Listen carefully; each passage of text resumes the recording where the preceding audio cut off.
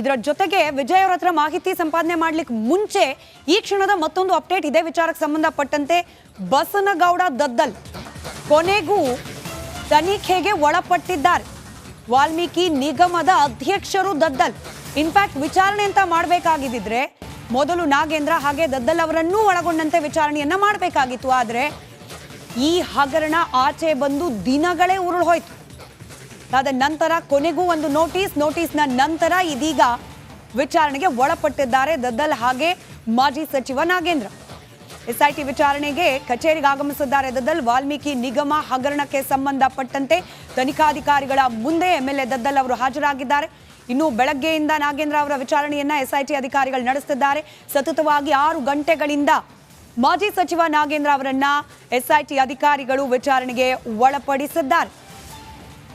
Right, ನಮ್ಮ political bureau head Vijay ಕೂಡ ನೇರ ಸಂಪರ್ಕದಲ್ಲಿದ್ದಾರೆ. ವಿಜಯ್, ಸುನಿಲ್ ಒಂದಷ್ಟು ಮಾಹಿತಿಯನ್ನು ಹಂಚಿಕೊಳ್ತಾ ಇದ್ರು. ನೋಡಿ, ನಾಗೇಂದ್ರ ದದ್ದಲ್ ಇವರನ್ನ ಪ್ರೊಟೆಕ್ಟ್ ಮಾಡುವ ಉದ್ದೇಶದಿಂದಲೇ ವಿಡಿಯೋ ಮಾಡಲಾಯ್ತಾ ಅನ್ನೋ ಅನುಮಾನ ಇದ್ದೇ ಇದೆ.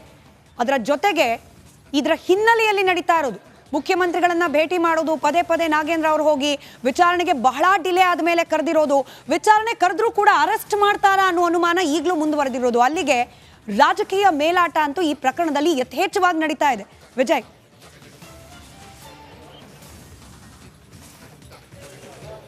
ಎಕ್ಸಾಕ್ಟ್ಲಿ ಸ್ಮಿತಾ, ವಾಲ್ಮೀಕಿ ಹಗರಣ ಸಂಬಂಧಪಟ್ಟಂತೆ ಸಚಿವ ನಾಗೇಂದ್ರ ಅವರ ರಕ್ಷಣೆಗೆ ಸರ್ಕಾರ ಎಲ್ಲ ರೀತಿಯ ಪ್ರಯತ್ನವನ್ನು ಮಾಡ್ತಾ ಇರುವಂಥದ್ದು, ಅದಕ್ಕೆ ಪೂರಕವಾಗಿ ಒಂದಷ್ಟು ಬೆಳವಣಿಗೆಗಳು ನಡೀತಾ ಇರುವಂಥದ್ದು.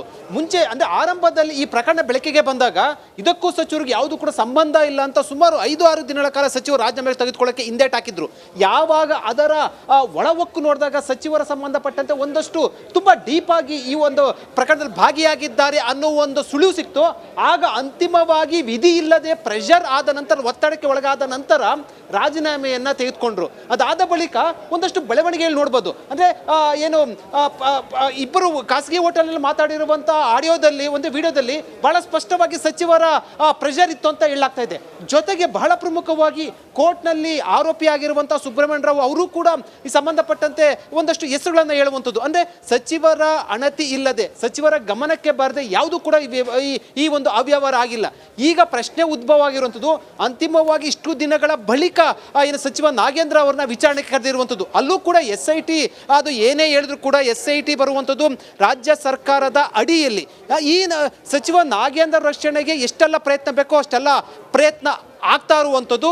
ಆದ್ರೆ ಅಂತಿಮವಾಗಿ ಒಂದು ಆತಂಕ ಇರುವಂಥದ್ದು ಸರ್ಕಾರಕ್ಕೆ, CBI ಎಂಟ್ರಿ ಆದ್ರೆ ಖಂಡಿತವಾಗ್ಲೂ ಕೂಡ ಒಂದಷ್ಟು ಕುತ್ತಿಗೆಗೆ ಬರುವಂತ ಸಾಧ್ಯತೆ ಇರುವಂಥದ್ದು. ಒಂದಷ್ಟು ಬಹಳ ಇದನ್ನ SIT ಯಲ್ಲೇ ಪರಿಸಮಾಪ್ತಿ ಮಾಡ್ತಾರಾ, ನಿಜಕ್ಕೂ ಕೂಡ CBI ಕಡೆಯಿಂದ ಆಕ್ಷನ್ ಆಗತ್ತಾ ಅಂತ ಹೇಳಿ ನೀವೇ ಧನ್ಯವಾದ ಇಬ್ಬರಿಗೂ ಕೂಡ ನಿಮ್ಮ ಮಾಹಿತಿಗಾಗಿ.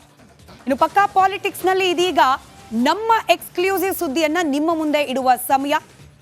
ನಮ್ಮದೇ ಸುದ್ದಿ ನಮ್ಮಲ್ಲಿ ಮಾತ್ರ.